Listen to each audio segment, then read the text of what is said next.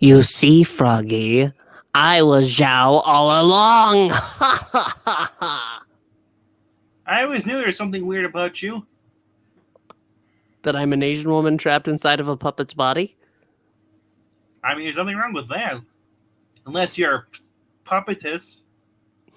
That's right.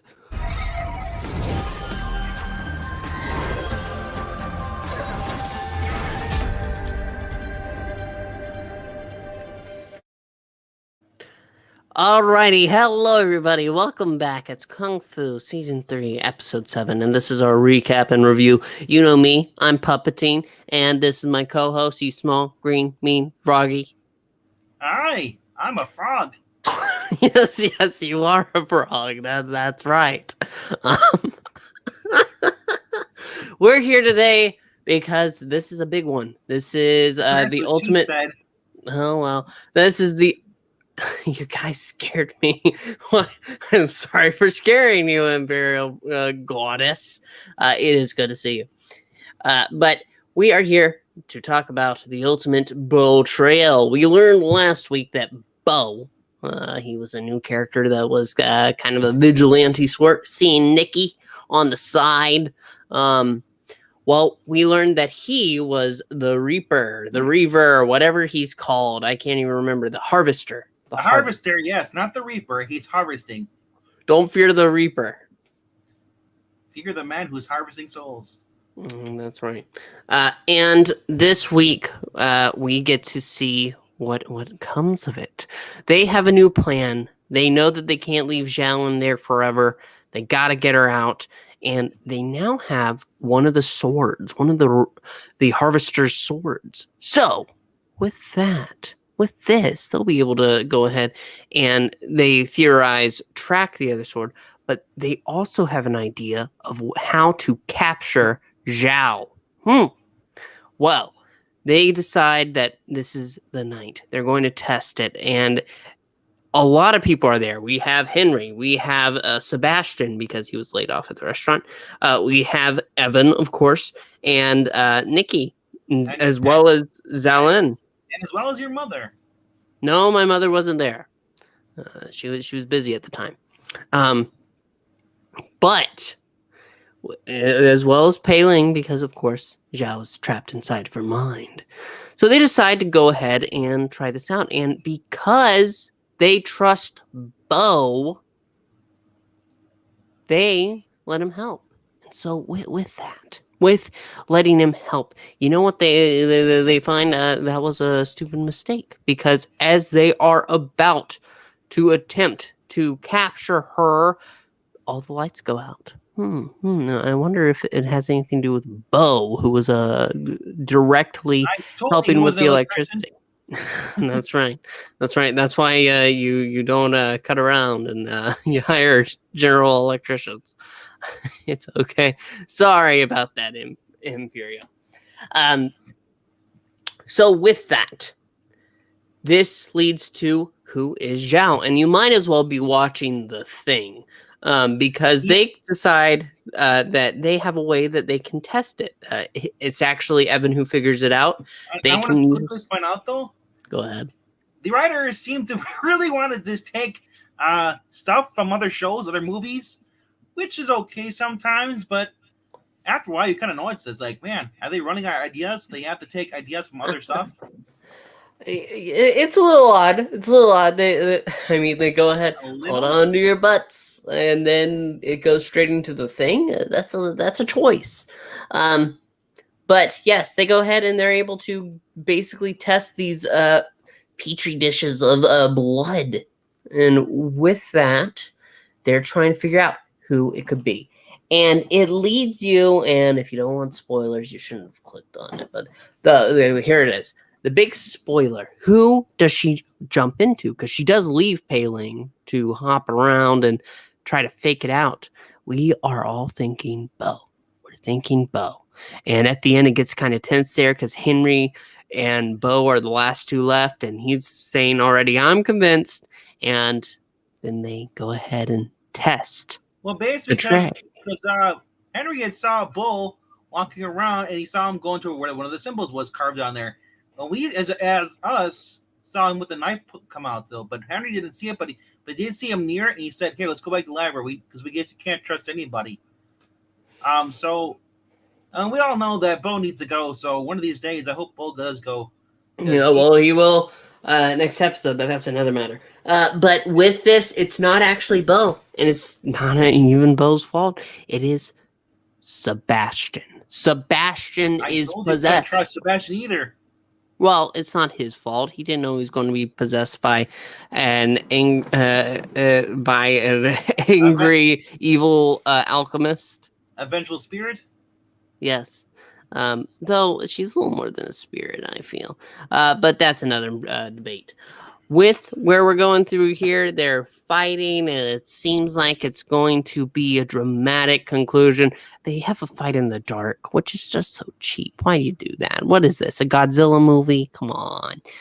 But they go ahead, fight, and finally, it seems that Xiao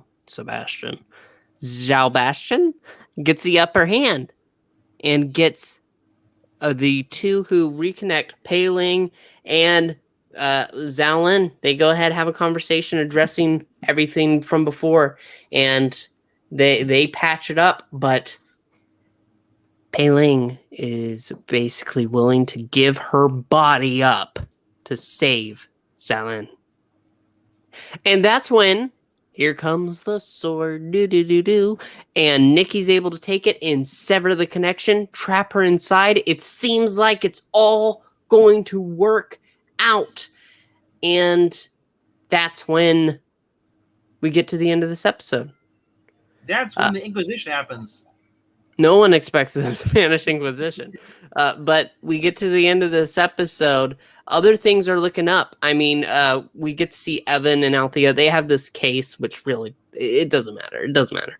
In the overall scheme of things, we're going to be able to forget about it because I already have. It does matter because we get to see Althea, and Althea's cute and smart and funny.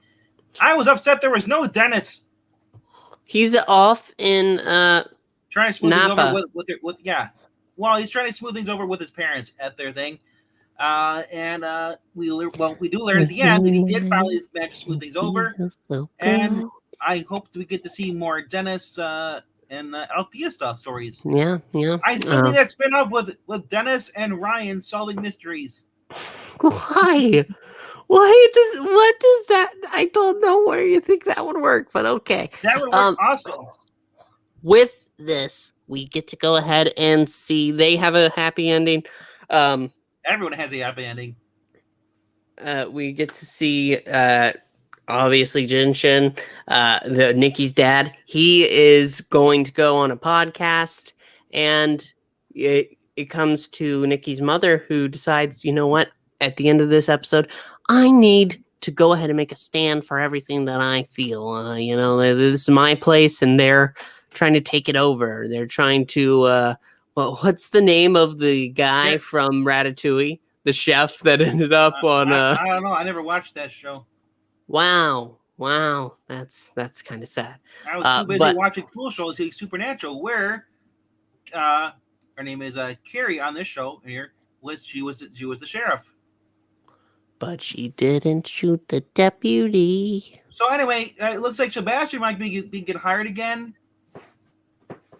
However, and I like I said, it's just too many changes by a woman who actually has no sense of culture and thinks they know better than the actual person who actually is that race.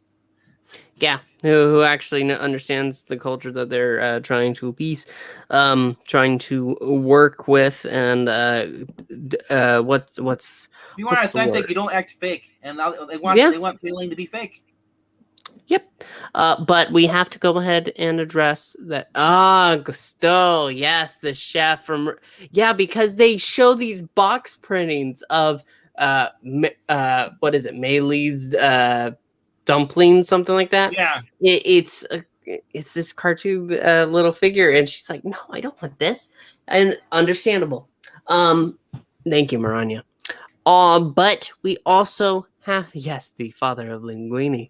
Maranya is a woman of culture. We also have Nicky's father, Jin. Yeah, I already went over him. Okay, he's awesome. I'm going to bring it out again. we like him, but we also have to go ahead and address the unhappy ending here because everybody else is getting happy vibes, all good, Yes, except because we can't trust Bo. Bo says, "I'll tie the sword for you," and I'm like, "No, Bo." He takes the no. sword. He takes because they had just basically harvested the Xiao's basically uh Xiao. Joshua's spirit into the sword in there. He takes the little rock that's inside the actual handle of the sword, then smashes it. Because we find, but we don't see him smash it. But we do cut back to basically Palin's mother working in the kitchen, along with or not, not the sorry, Pig's mother, no, Nicky's mother working with Paling in the kitchen. And then suddenly she stops. She holds a knife. She slashes Nicky's mom's wrist or arm.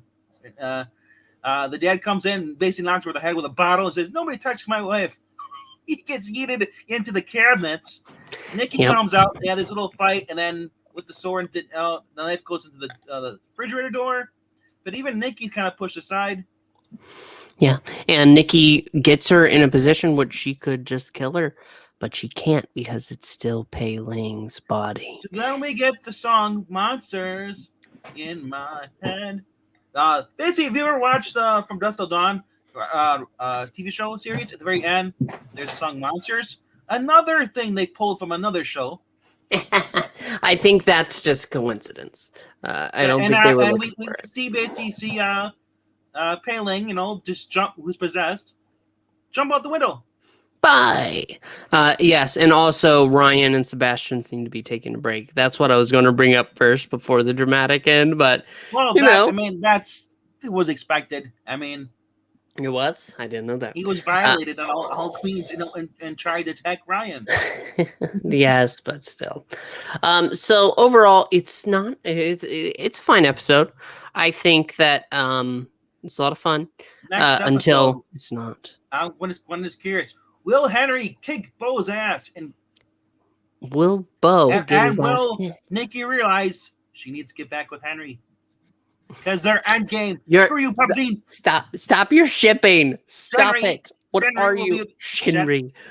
How old are you, Froggy? Are you a 14-year-old girl in a frog's body? I'm actually 500 years old. And it's time to grow up. I'm a soul stuck inside the body of a puppet. Okay. Well, I'm a puppet stuck in the body of a soul. But that's another matter. Anyway... we want to thank you so much, and we want to hear your thoughts. Overall, we think it's a good episode. Froggy's just a little tired of the references. I can understand, but I'm okay. Just tired of introducing yourself every single freaking episode. It's like that's one. That's one. That's every single time we do it. Hi, I'm Puppeteen. Like, they can read your name. Yes, but they need to know. They need to hear it. We didn't know you're saying that our viewers cannot figure things out on their own. You need to tell them. Sure, if you want to take it like that. I am not a simp. I'm a devoted lover. Anyway, we want to thank you so much for joining us. Please make sure to like and subscribe. Leave a comment. If you're not watching this show, please give it a chance. It's well worth it. Also, some people just listen to these videos. Listen to these videos. There's 3 people. One of them might be you, but 2 other people. Once we're on, there's a guy who sounds nasally and a guy who sounds like Kermit the Frog. Nobody's listening to this after 2 minutes. You think you sound like Kermit the Frog? That's the end. Thank you so much. I don't have to sound like Kermit the Frog. We'll see you next time. Goodbye.